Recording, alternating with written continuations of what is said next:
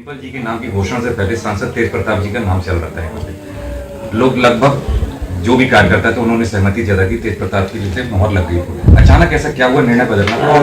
इसके बारे में कोई बात नहीं। जैसे परिवार की बात है, तेज प्रताप भी रहे, मुझे भी नेताजी ने मौका दिया, तेज प्रताप जी को भी दिया, आज राष्ट्रीय अध्यक्ष ने माननीय डिम्पल जी को उतारा। लेकिन मैनपुरी के लोगों ने हमेशा आशीर्वाद दिया, नहीं आज से नहीं, 1989 से मुझे पता है।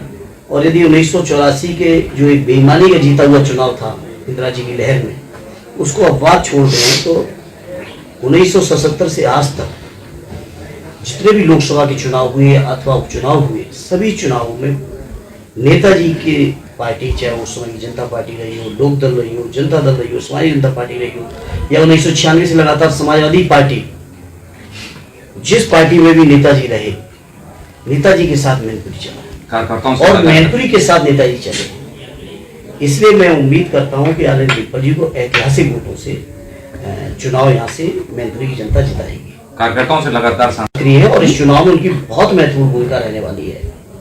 और इन बातों की तरफ आप लोग न ले जाएं, ये पार्टी का आंतरिक फैसला है। और तेज प्रताप में इसी जगह पे जहाँ मैं बैठा हूँ, कल या परसों उनका इंटरव्यू भी मैंने सुना, इसलिए आप इन बातों में न उलझिए। ये चुनाव समाजवादी पार्टी का एक एक व्यक्ति, एक एक वर्कर, एक एक वोटर, और इससे भी हटके मैं कहूँ मैनपुरी के आम जनमानस के दिल में नेताजी के प्रति जो भाव है, उस भाव का चुनाव है। मैंने कहा अपनी बात के शुरू में, ये हम लोगों को प्रकृति का प्रकोप है कि इस चुनाव का सामना करना पड़ा।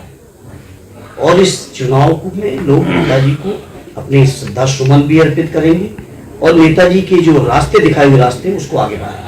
सब ये भी चाहिए मैनपुरी के आसपास जिले जो समाजवादी पार्टी के गढ़ आ जाते थे, वह सब गढ़ जो ढा गया। हालांकि मैनपुरी में उपचुनाव भी पहले भी हुए और हमें समाजवादी पार्टी चुनाव जिताया। इस बार बड़ी चुनौती है। देखिए, जो भी है, मैनपुरी की जनता ने हमेशा, चाहे छोटी हो या बड़ी हो या किसी भी तरह की चुनौती लोगों ने पेश की हो, हमेशा उन चुनौतियों को जनता ने, यहाँ के लोगों ने न केवल स्वीकार किया बल्कि उस हर चुनौती में समाजवादियों के सम्मान को बढ़ाया है। और ये चुनाव तो नेताजी को श्रद्धांजलि देने का चुनाव है।